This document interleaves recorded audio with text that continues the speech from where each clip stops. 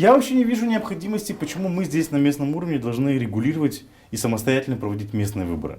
Есть какие-то... Это для нас... Почему не можем? Ну, а почему можем? Скажите, почему не можем? Потому Депутаты что, сказали, смотрите, можем. ну хорошо. Вот у нас выборы, местные выборы проводятся до сих пор там, Центральной избирательной комиссии Да. Республики Молдова. Последний раз они проводили сейчас в июне или в июле месяце, да, в этом году. Да. Все идет гладко. Кто-то из кандидатов, кто-то из примаров жалуется, или избиратели жалуются на то, Нет. как проводят. Так зачем изменять эту практику? Понимаете, практику нужно изменять только тогда, когда существующая практика, она не хороша.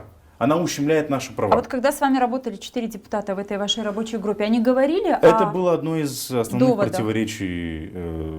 Приводились доводы, что вот есть уложение, хотя уложение однозначно об этом не говорит.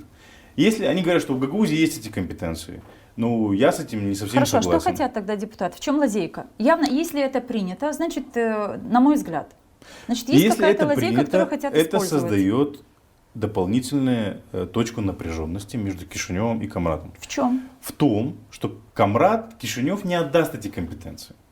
И Кишинев будет абсолютно прав. И у Кишинева будут все абсолютные рычаги для того, чтобы эту ситуацию не отдать. Потому что в Гагаузии нету компетенций. Можно попросить вас, Михаил, как это будет проходить на практике? То есть объявлены местные выборы по стране. По стране. И по стране В том они числе- действуют в том по числе- определенному, в том числе и в то есть Гагаузии. Объявлены местные выборы парламентом Республики Молдова по стране. По в том всей числе- стране. В том числе и на территории этого Но на Гагаузии. территории ТО Гагаузии депутаты Народного собрания приняли решение, что у нас местные выборы пойдут не, скажем, 13 X месяца, Да. а пройдут 13 там Да. L месяца. И Центральная Дальше что? избирательная комиссия Республики Молдова и Центральная избирательная комиссия Гагаузии запускают параллельный процесс Да. проведения выборов. Это самый худший вариант развития событий.